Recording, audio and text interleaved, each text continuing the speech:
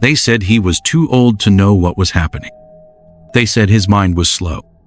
They laughed at his rubber slippers and his quiet steps. They mocked his shaky hands.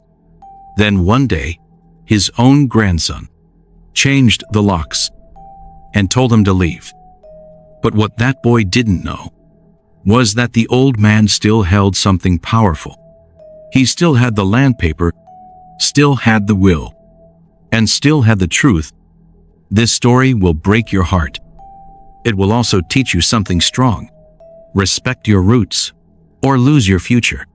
Stay with me, and please take out your precious time to like, subscribe, and share. Thank you. His name was Chief Nwachukwu.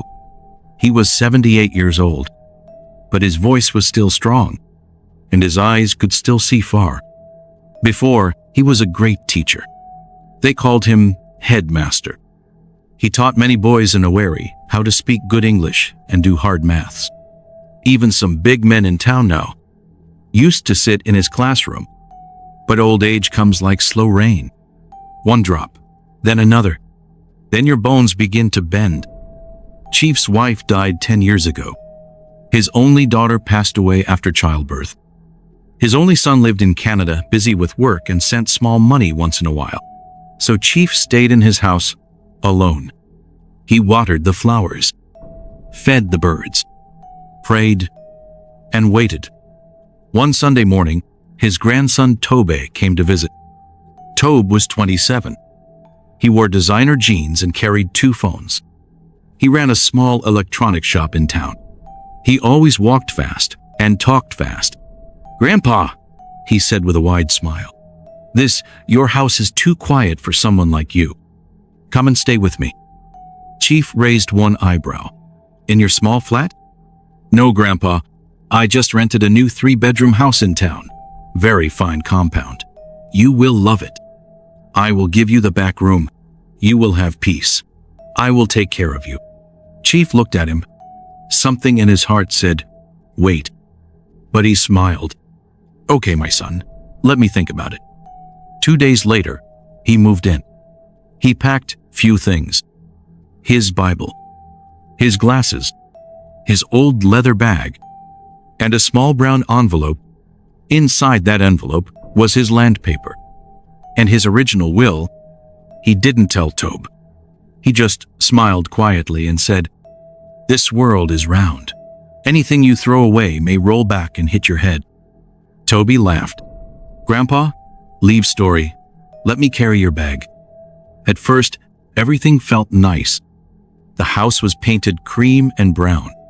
There was a big water tank, generator, flat-screen TV. Toby bought soft bread and hot tea every morning.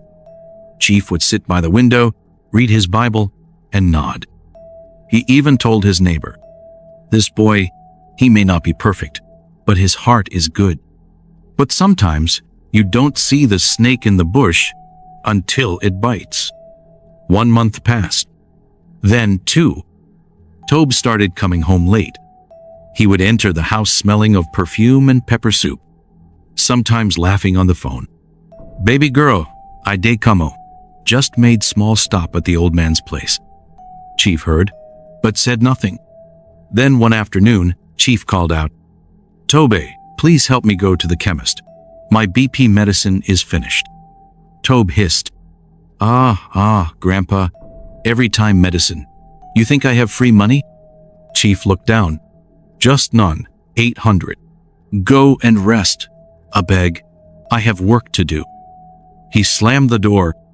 Chief closed his Bible and walked slowly to his room. Another week, Chief noticed his food was reducing. Tobe's new girlfriend had moved in. Her name was Eber. She wore false lashes and long red nails. She only greeted Chief when Tobe was watching. One night, Chief saw her eating the last bowl of yam porridge. "Sorry, sir," she said. "I didn't know it was yours." Then she licked her spoon. Toby told Chief to stop watching NTA News. "We're watching Big Brother tonight." Chief asked, "Can I watch my news by 9 o'clock?" "No, Grandpa. We are using the TV now.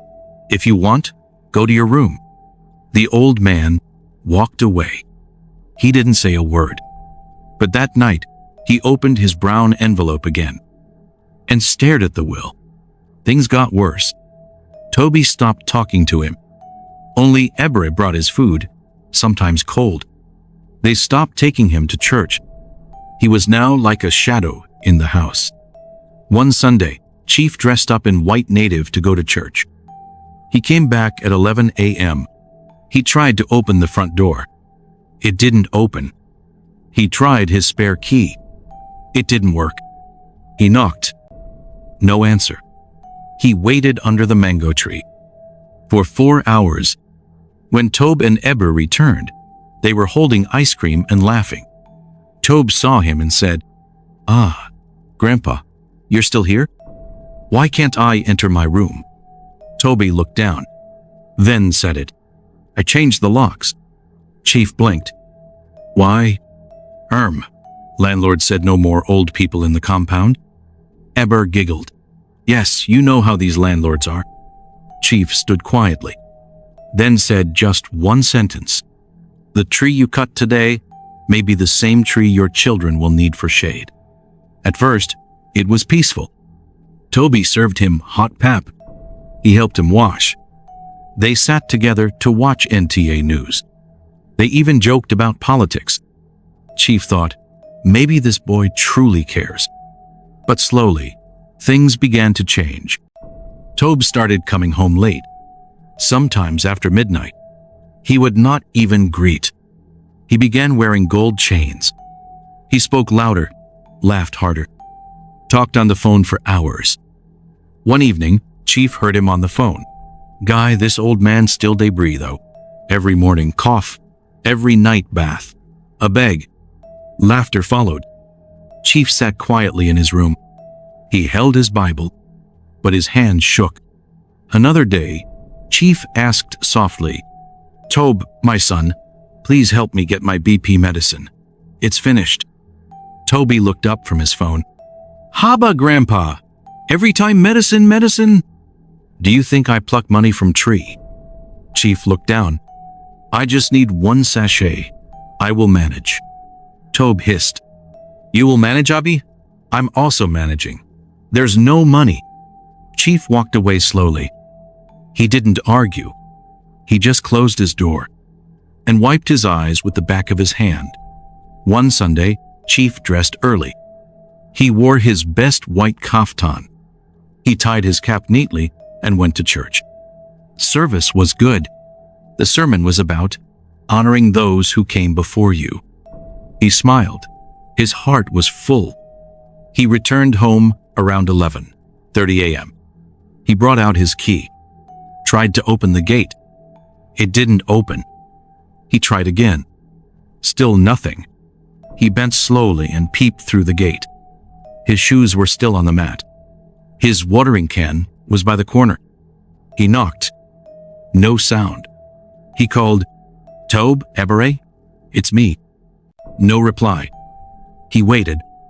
1 hour. Then another. Then the sun began to go down. Still nothing. By evening, a black car stopped in front of the gate. Toby stepped out, laughing. A young woman came down with him. She was wearing fine clothes, light makeup, and high heels. She held an iPhone and chewed gum. When she saw Chief standing by the gate, she frowned. "Who is that?" Toby looked up. His face changed. "Grandpa, you're still outside?" Chief blinked. The key didn't work. Toby scratched his head, then smiled awkwardly. "Oh, I changed the locks." Chief looked confused. "Why?" Toby looked at the lady, then cleared his throat. Landlord said no more old people in the compound." Chief took a deep breath. "But I built this house." Toby gave a dry laugh. "Yes, you built it. But now, it's my turn." The girl rolled her eyes. "Babe, please let's go inside. This man is slowing my mood." Toby opened the gate, entered, closed it. Chief stood there, outside, in the cold, alone. He didn't cry. He just sat on the small bench under the mango tree nearby and waited for something inside him to break. That night, he didn't return to the gate. He didn't knock again. He went to the nearest church compound and slept under the corridor. The security man gave him a wrapper. In the morning, he walked slowly to the law firm where his old friend's son worked. The receptionist said, "Baba Nwachukwu, you're here early." He nodded. "Is Barrister Dyke in?" They let him in. The lawyer, in his 30s, stood up quickly. "Sir, long time, sir." Chief sat down. His eyes were red. His voice was calm. "I want to change my will." The lawyer blinked. "Sir? What happened?" Chief brought out his old brown envelope. He laid it on the table. Removed Tobe's name. "Sir, this is your only grandson. Are you sure?" Chief looked at him. His voice shook a little. "He changed the locks. Let me change his future." The room was silent. Then the lawyer nodded. "I understand, sir." Chief updated the will. Signed it. He stood up slowly. "I want the house to go to a better child. One who values roots. Maybe an orphanage. Someone will need that house more than my grandson." The lawyer gave him a soft smile. "You are still teaching lessons, sir." Chief gave a small laugh. A teacher never stops. That evening, Chief stayed with a pastor friend in the village. He didn't tell anyone where he went. Not even Tobe. Tobe, on the other hand, was planning big things. He decorated the compound with lights. He invited guests. He printed banners. Tobe, Ebra's engagement ceremony, celebrating love, new beginnings. He even invited Ebra's parents from Asaba. He called his own father in Canada and said, "Daddy, make sure you come. This house is your son's pride." He wore white senator wear. Eber wore gold and wine lace. Cameras flashed. Then it happened. A black car pulled up at the gate. The guests turned. Chief stepped out, wearing his old but clean agbada, holding a file in his hand. People started whispering, "Is that not the grandfather? I thought he traveled?" He looked serious. Toby walked up to him, his face stiff. "Grandpa, what are you doing here?" Chief said nothing. He handed the file to the MC. "Please read this." The MC opened it. He cleared his throat. Then read out loud, "This house and land remain the legal property of Chief Nwachukwu. The updated will now removes Tobe Nwachukwu as beneficiary. This property will now be donated to Bright Future Foundation, an orphanage that educates poor children." The crowd went silent. One woman gasped. Ebere's father stood up. "Wait, the house is not his?" Chief shook his head. "No, he only changed the locks. He didn't change the truth." Toby's mouth opened. He couldn't talk. Eber looked at him, disgusted. "You lied to me?" She grabbed her bag and walked out. Her parents followed. Guests began to stand. Some started leaving. Tobe stood alone in the middle of the compound. And that same mango tree outside danced in the breeze. Toby stood in the center of the compound. People were leaving. Some shook their heads. Some whispered. The decorations hung sadly in the wind. The music had stopped. Even the generator went off. Chief stood by the gate. He looked calm, but his eyes were tired. Toby finally spoke. "Grandpa, you really came to disgrace me?" Chief turned slowly. "I came to correct what I should have corrected long ago. But you're my blood. And you locked me outside like a beggar. I didn't mean it like that. You told your friends I was disturbing your peace. You told lies. You left me in the cold." The lawyer beside Chief cleared his throat. "Everything has been signed, filed at the High Court. The property now belongs to Bright Future Foundation. It is no longer in your family name." Toby stepped back. He looked at the floor, then at the empty chairs, then at the banner with his name printed in bold. He slowly sat down on the bare ground and held his head. Later that evening, the compound was quiet. Guests were gone. Decorations had been packed. Even the rented chairs were taken back. Toby sat alone on the front step. His white senator outfit now had dust on it. He looked up. Chief Nwachukwu was walking past slowly with his cane. He stopped. They didn't talk for a few seconds. Then Tobe stood up and walked to him. He knelt down. "Grandpa, I failed you." Chief didn't speak. "I thought I was being a man, but I was being a small boy in a big shirt. You wanted to look rich," Chief finally said, "but you ended up poor in wisdom." "I know," Tobe said. "I wanted to impress people. I forgot to honor you." Chief looked at him. "You used your hands to break your own ladder. Now you're falling." Toby's eyes were red. "I miss your voice, your prayers, even your boring NTA news." Chief gave a small smile. "You see, sometimes the noise we run from is the same sound that guides us." Tobe nodded slowly. "I'm sorry." Chief sat down gently on a plastic chair. "Let me tell you something. When I was your age, I made mistakes too, but I didn't turn my back on the one who gave me direction. You were the one who raised me. After Daddy left, after Mummy died, you were everything. Yet, you changed the locks," Chief said quietly. Toby dropped his head.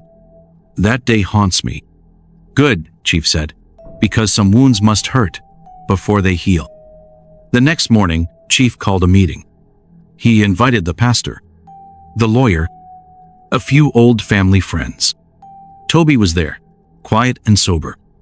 They sat in plastic chairs in a circle under the mango tree. Chief stood up. "Today, I want to make something clear. This house is no longer mine. It now belongs to the orphans."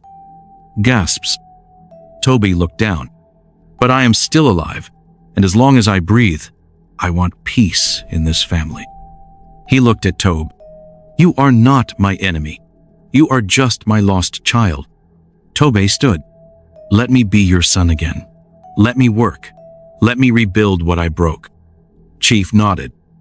"You will not inherit land, but you can inherit my heart again." The pastor clapped softly. "That's what forgiveness looks like." Later that week, Chief moved into the charity home. Not because he had nowhere to stay, but because he wanted to use the rest of his years to help teach poor children. He brought books. He brought love. He brought stories. The children called him Papa Wisdom. And every time he walked through the new school built inside the same compound Tobe once locked him out of, he smiled, not with pride, but with peace. Dear viewer, have you ever hurt the same person who raised you? Have you forgotten the one who helped you take your first step? This story is a loud reminder. You may own keys. You may wear fine clothes. You may call yourself landlord or boss. But if you dishonor the one who built your foundation, you will one day walk barefoot where you used to shine. Toby changed the locks, but Chief changed the will. Because in life, respect is not a gift. It is earned. And no one gives you legacy just because of blood. You don't inherit legacy by blood. You earn it by how you treat those who built it. Never throw away the same ladder that lifted you. Hi bestie, thank you for watching.